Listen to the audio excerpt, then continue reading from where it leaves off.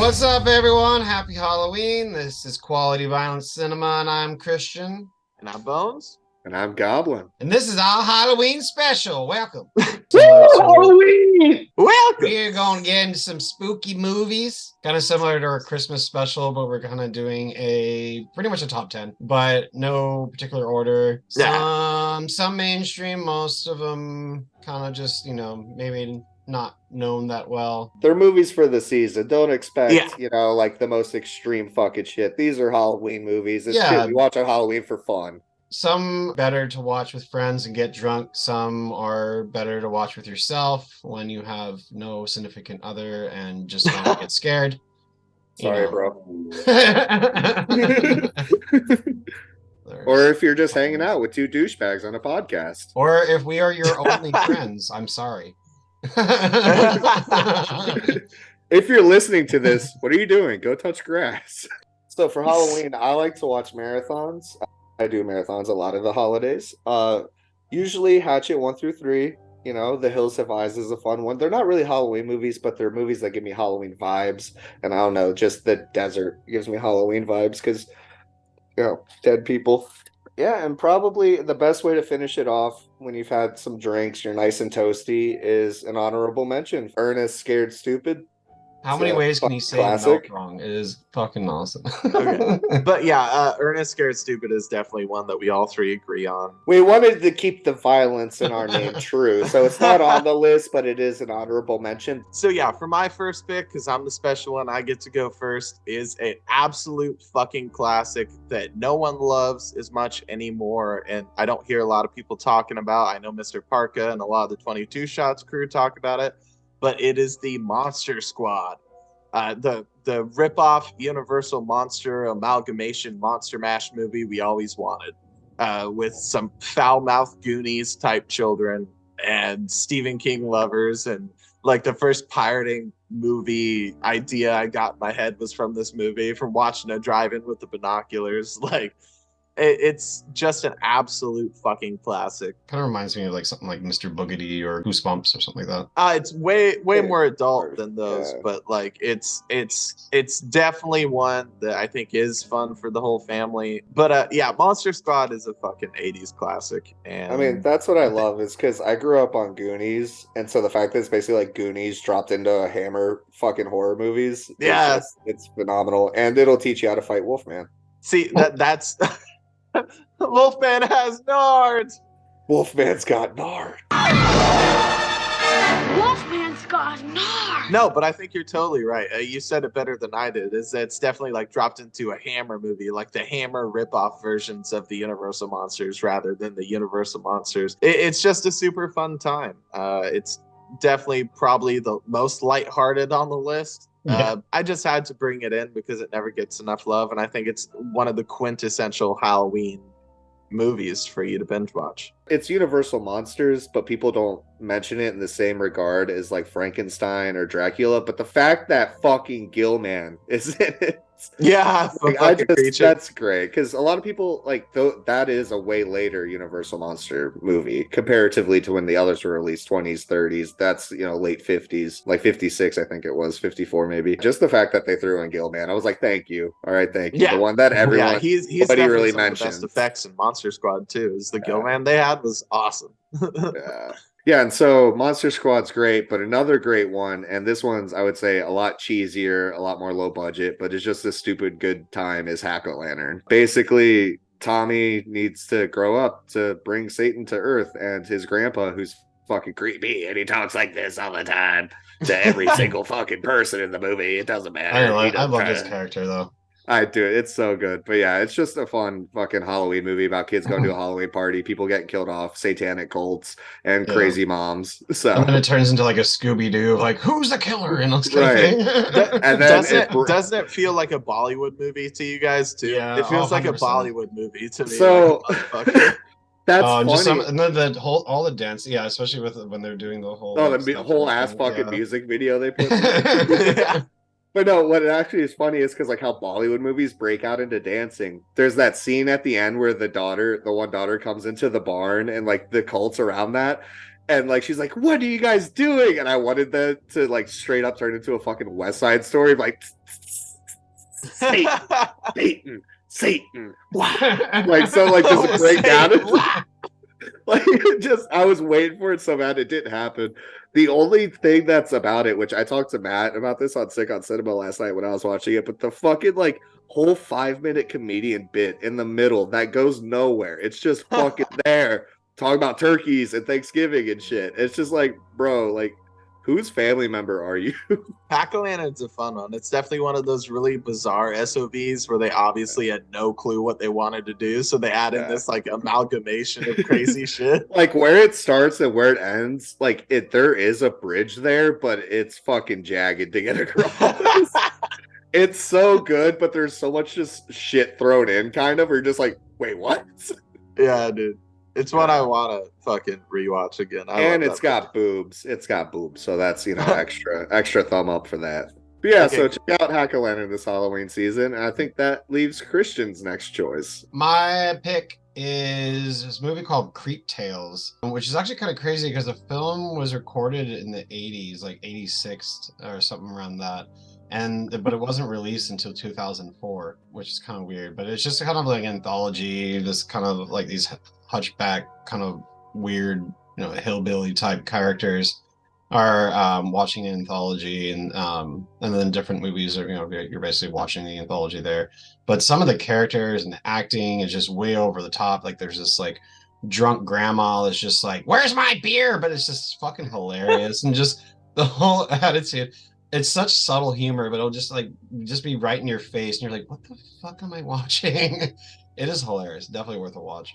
Okay, so for my next pick is one of my favorite Halloween movies from my childhood. As you guys know, I'm not that old, but I got to graciously meet the director the first Wasteland I went to, and it is Satan's Little Helper by Jeff Lieberman. This is the brand new 7 release of it with the autograph right there. You can't see because my camera's shit. But this is one of the first like weird serial killer movies that use the same kind of concept as like the original Halloween, where the serial killer never shows his face or speaks, but then he takes this little kid under his wing who's the mom is from Pulp Fiction, who's Honey Bunny.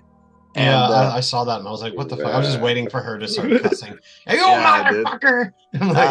And it kind of feels like a TV movie because it has a very early digital type vibe to it. I haven't seen the new transfer on this, which I'm excited for, but it's pretty fucked up, and I've always loved that concept as a serial killer taking a kid to kind of train him to be that serial killer. And it takes a while in the movie for the kid to notice what he's doing isn't really a Halloween type prank kind of thing. It's a really fucked up, really good kind of unknown movie, sadly, because of the quality of the camera, and I think it was just a little too fucked up for the early 2000s, and it just kind of got lost in the direct-to-video trash that was back then. But Satan's Little Helper has this amazing release now. You should pick up, and if you ever get to meet Jeff Lieberman, I really recommend it. He was a super sweet guy. I didn't pay for anything. He gave me everything for free and then found me again while I was blackout drunk, and we talked about other movies, and he was super cool. And I love this movie. It's a childhood favorite, and you should watch it. So next up for my choice for Halloween movies that take place on Halloween is Murder Party. A fucking mumblegore movie, low budget. I don't remember when it came out. It's not very long at all. It's maybe, I think it's like an hour and 20, hour and 15 maybe. Yeah. But it's fucking hilarious. All right. There's a lot of crazy, wacky shit that goes on in here. And honestly, the main characters are this group of art students who send out invites, I guess, in random for a murder party. Okay, so this hapless meter maid ends up coming across one of these invitations, and with all the red flags that leads to the point of him getting to the fucking party, I'm surprised he went, but I'm glad he did because it was fucking hilarious. Like, he literally picks up an envelope, is like, "You're invited to a murder party," and he goes home and his cat's sitting in his chair, so he has to go to the murder party now. And he gets lost in like the worst fucking neighborhood. He goes into this abandoned building And even when he gets there, they're like, you actually showed up for a murder party? And then drugs and sex and violence and just crazy over the top fucking face melting shit happens. And it's just funny. It's a funny, fun movie. The beginning reminds me a lot of Tucker and Dale too, because a lot of the violence isn't like purposeful. And like, I love how, like, I love the pretentious douchey art students in this movie. Like, they're so well done.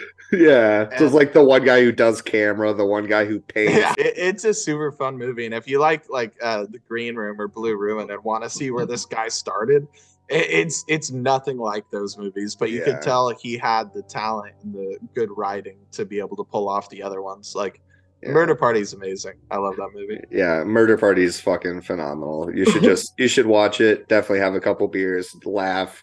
Probably won't cry, but you'll see a lot of blood and titties. So double thumbs up again. Murder Party. Yeah, murder and titties.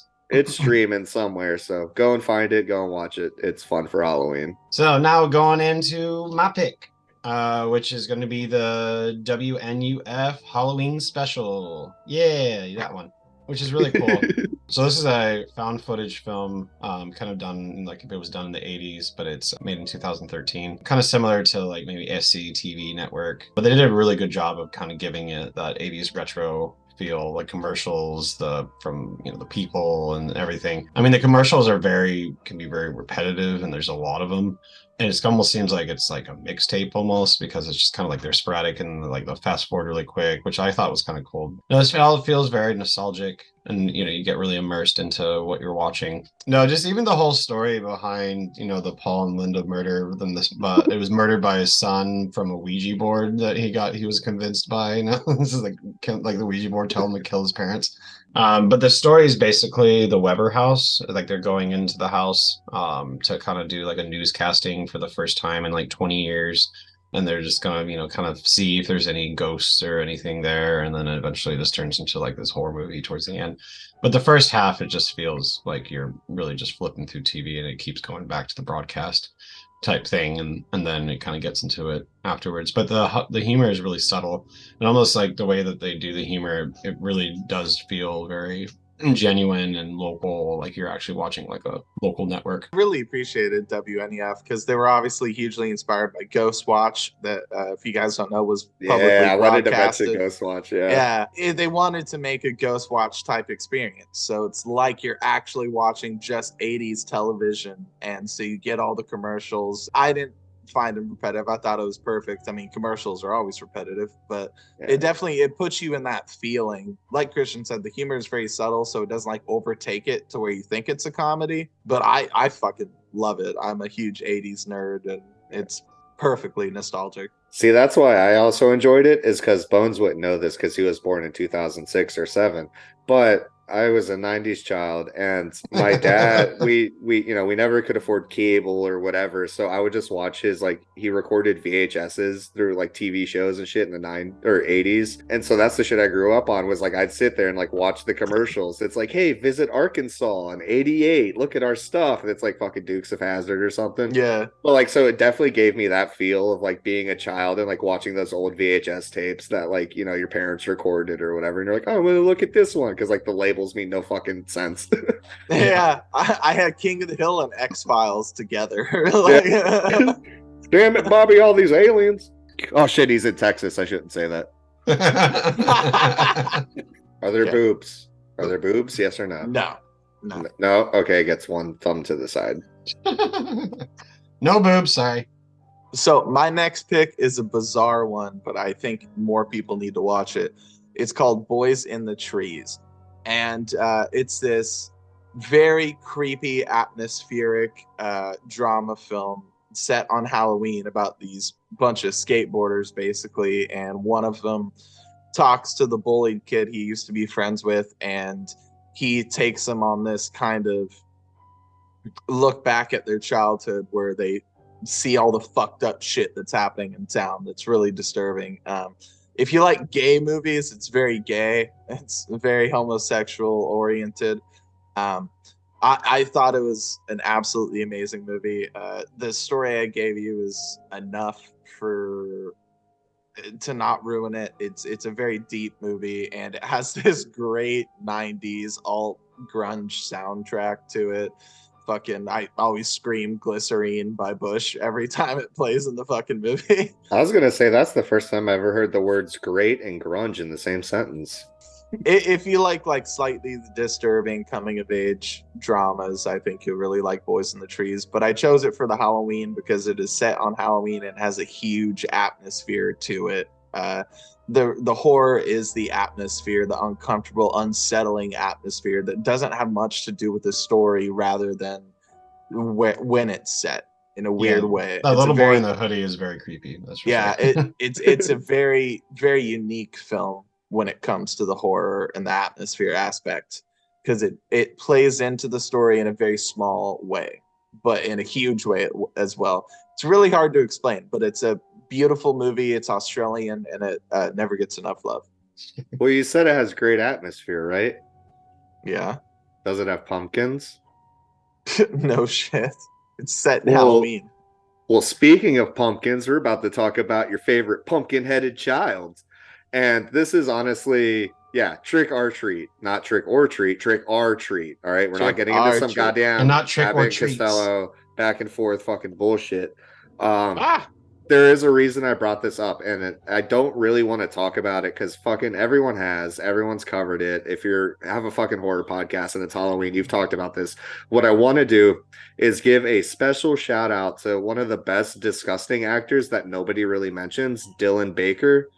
Him in this and Happiness and so many of his other movies, he's fucking sick. So horrifying.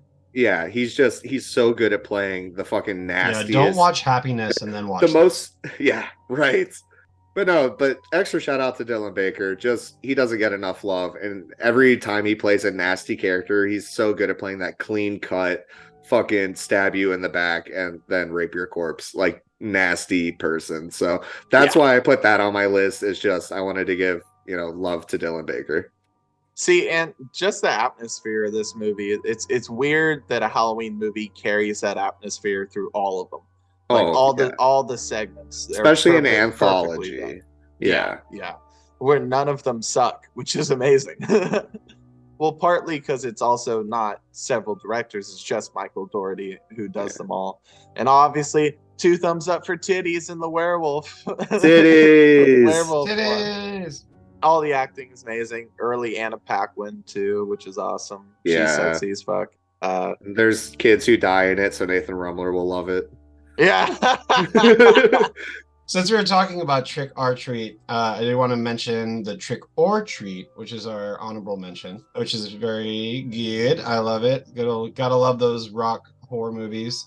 Has Ozzy Osbourne and Gene Simmons, but not very long. Barely. Yeah, barely. It's mostly Tony Fields, who's basically kind of playing Sammy Kerr. It's a teenager that gets bullied, and he's devastated by the death of Sammy Kerr.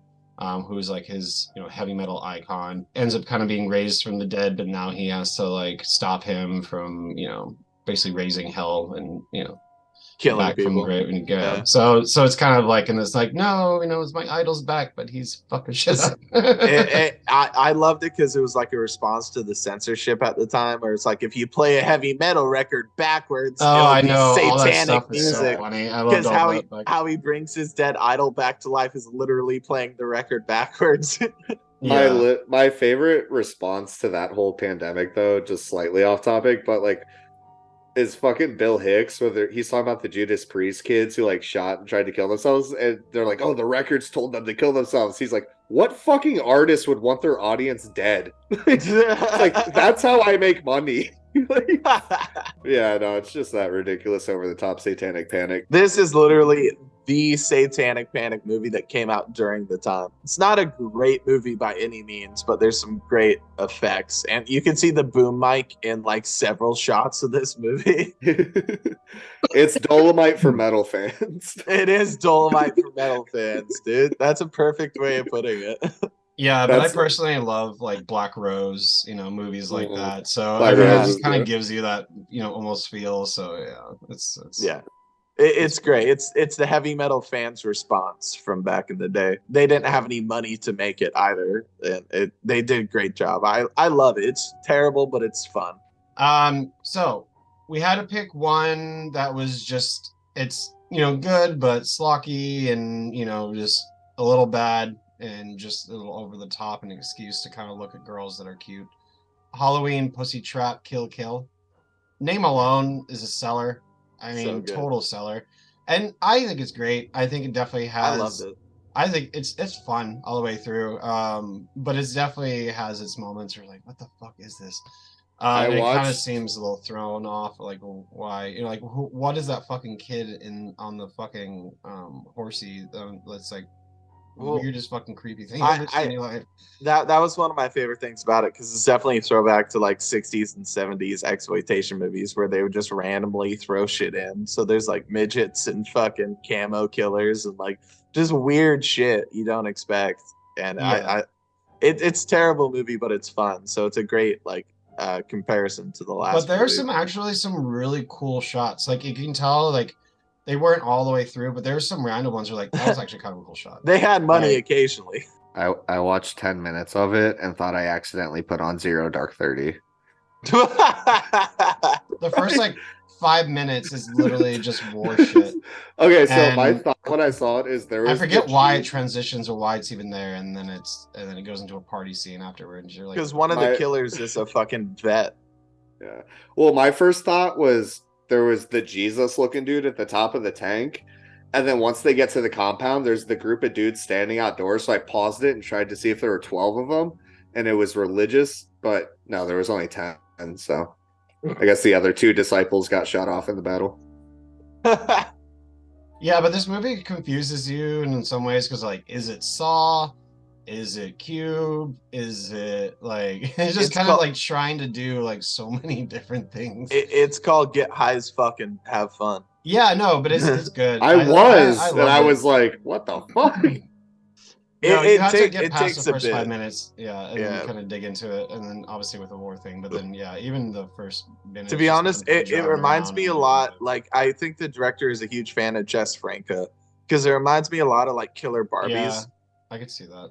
Yeah, like it really is this like over sexualized Scooby Doo type thing. And then you're like, is the guy supposed to be Scarecrow or something? Because he like can control their fears, and like all of a sudden they're like that gas comes out, and he's like, I don't know. Like to be fair, because there was a lot of gas and crazy shit during Vietnam, and like it's a mixed match of shit, man. But it's super fun. Transitioning to all 3 of us love it, and it's a fucking classic. But yeah, it's a Night of the Demons. Yeah. Night of the Demons is such a classic. The original, not the 2009. Yeah. Thing. Only one to watch. I mean, no, fuck that one. I like the 2009 one. I'm kidding. I haven't seen it. 1988, and that's I don't it. think it's that bad. That's it. Well, I mean, there's a couple after that are good, but I mean, for the original. Yeah. When people talk about good movies and series, I always get Night of the Demons 3 and Return of the Living Dead, Dead 3 confused. So I'm like, Night of the Demons 1, Night of the Demons 2. And there's also Night of the Demon, and that's different, so don't. Yeah. But demons, it's plural. There's multiple demons. There is. It's kind of like Evil Dead more than like a normal possession movie. Like it's just weird. And the hottest putting on lipstick scene you'll ever see. Oh, dude. That scene is my favorite. Where'd it go? Oh, shit. How'd they do that? Oh, it was gelatin. Me and Marcus Cook were talking about that scene because I love that scene. It's so it was something for my new project and how to do it. And he says he thinks it's gelatin. They just put the lipstick in the gelatin inside the nipple. Makes sense. Yeah, it's such a cool shot. And then the dancing, the girls dancing, oh my god. Like the whole shot, it's so good. I'm trying to think of it because I know the Asian chick played in another big horror movie. Sleepaway Camp. Jill Tereshita. Night of the Demons and Sleepaway Camp 3 were the only horror movies she did. Then she did a bunch of sexploitation movies. But yeah, Night of the Demons, it's a great movie. We love it. Violence and titties and possessions and demons and if you haven't watched it, fuck you. Great effects, great costume. Great tunes. soundtrack. Oh yeah, soundtrack's awesome. Yeah. So definitely check that out for that Halloween. And with that, that concludes our list. We gave you a few more movies that we just randomly talked about, but for fuck's sake, it's Halloween. So binge, marathon, eat all the candy, snuggle all the shit, and dress up like a hot, sexy succubus in fishnets and send me pictures. We could just list a couple more if we wanted to. Ginger Snaps. It's not a Halloween movie, but it definitely feels like Halloween. Oh no, fuck you! It did take place on Halloween. In the middle of the movie, it was. There's a Halloween party. Yeah. Yeah. So that's one I wanted to add to my list, but you guys were like, it has to be on Halloween. I was like, what if it has a Halloween feel? I didn't even think about that. It totally has a fall feeling too. Yeah. Like the whole thing is literally just like they're in big sweaters. There's dead leaves everywhere. The entire movie, like Ginger Snaps, the honorable mention. It's better than all the movies we listed. Ginger Snaps is one of my favorite movies of all time. I didn't even think about that. No, a couple random ones I do just kind of want to throw out that I didn't end up throwing as a pick of the top, but if you wanted to kind of binge, a lot of these movies, Jacko is a good SOV, Haunted Ween, there's Hollowgate, that one's really good. Monster House. Monster House. Yeah, Monster House slaps. Paranorman's fucking hilarious. Paranorman's kind of fucked up, dude. Yeah, and they have huge badonkadonks in that movie. Everyone. If we're gonna go there, how about we go with my childhood, Halloween Town? I love Halloween Town. You do seem like a Disney only kid. Good thing that Disney did. You seem like a Disney kid. It's okay. There's also that really good collective film. If you want to just tap on all holidays, just holidays. It seems like Bones really loves it. Kevin Smith's is the worst short in the movie. No, it's the only good short. He said the Kevin James short is the. Yeah, I've only watched Holidays on Easter because it's really only a good Easter movie. I skipped through most of it. It's a terrible anthology, personally. Well, we really appreciate you guys listening, and I hope that some of our choices will give you some good ideas and some good movies to marathon for this Halloween season that we all know and love. And I hope you either love us or hate us for the movies we chose. You can comment down below or message us and tell us if we're really stupid for saying it, and then give us your top 10. So hope you all have a good Halloween. Hope some of these suggestions make some good watches for you later on. Thanks for tuning in. I'm Christian, and I'm Bones, and I'm Goblin, and you can gobble these